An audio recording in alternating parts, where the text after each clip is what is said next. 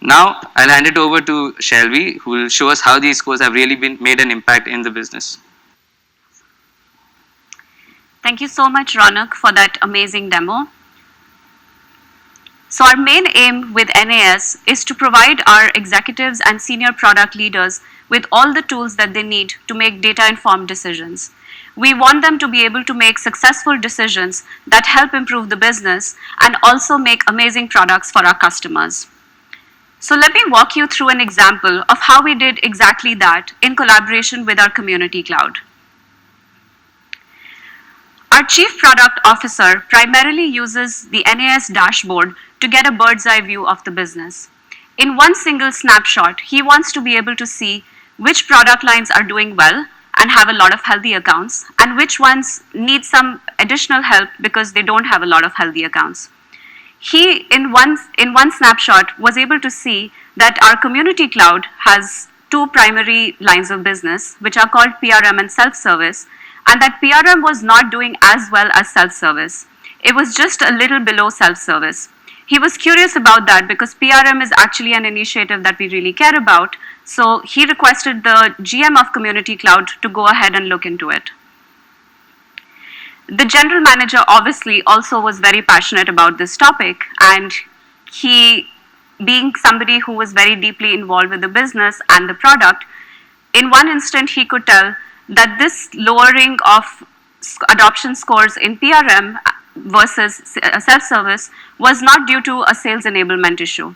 The reason he knew that was because the sales enablement playbook for the two products is very similar. It's almost exactly the same. However, the product lines for those two and the product offerings is slightly different. So he knew that the problem lay somewhere in the product. The next person who got involved was our Senior VP of Product. She looked at the NAS dashboard and she wanted to drill down into the unhealthy accounts that made up PRM. As Ronak had showed in his demo earlier, it's actually really easy to keep zooming in until you find the unhealthy cohorts and see which are the accounts that make that up. In this case, she could easily tell that the unhealthy accounts belong to the cohort of new customers. That was very interesting to her because self-service also had a lot of new customers and they were healthy, whereas PRM also had the new customers that were not healthy. So what was going on? What was the difference between these two product lines, and what was self-service doing that PRM could emulate? The answer in this case lay in the use of something called lightning templates.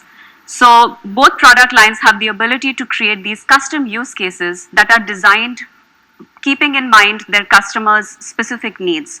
Self-service had already had quite a few of these different templates that their customers could use, whereas PRM hadn't built out a great use case yet.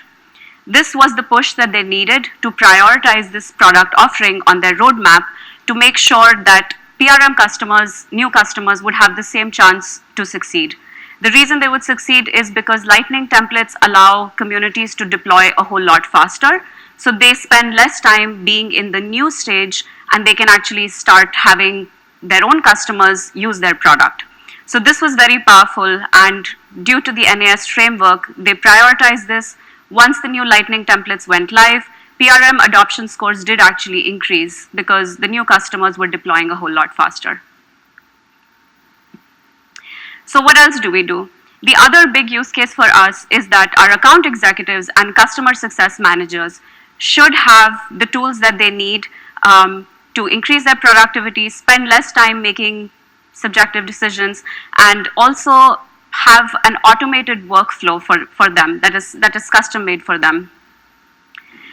As an example, account executives before the NAS framework would log into 3 or 4 different systems at the start of every day to figure out what it is that they need to focus on that day. As Irina had showed earlier, those 3 or 4 different systems resided in different places, and each system essentially told them about one specific problem that the customers were facing, and it would stack rank the list according to that. So one list would tell them all the accounts that had low utilization or low activation. A different system would tell them accounts that suddenly had a big drop in their monthly active users, or that reduce their activated licenses. So you can think of this as essentially having a different list for each disease, and each list just stack ranks the patients in that disease. So what exactly do you do with that? How do you triage between the different diseases and make sure that you have one single list that has all the action items for you stack ranked after triaging everything? This is exactly what the NAS framework did. It gave them that one consolidated action list, and they then knew that they were going after the highest value item first and something that would have great impact. It also enabled the account executives to work a lot better and a lot more efficiently with the customer success managers, because customer success managers now got a customized playbook for every single cohort, or in another word, for every single disease that a customer might have.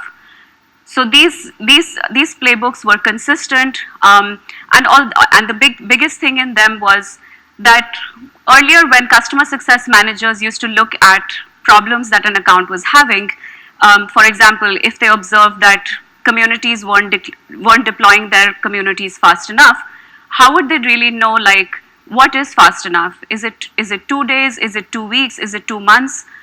That's exactly where AI comes in. Because when AI looks at these adoption problems and tries to figure out what the pattern is, it catches signals that humans don't.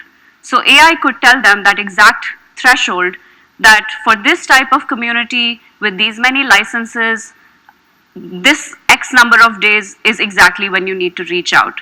So this made their process a lot simpler because they had something consistent that they were always using as a metric.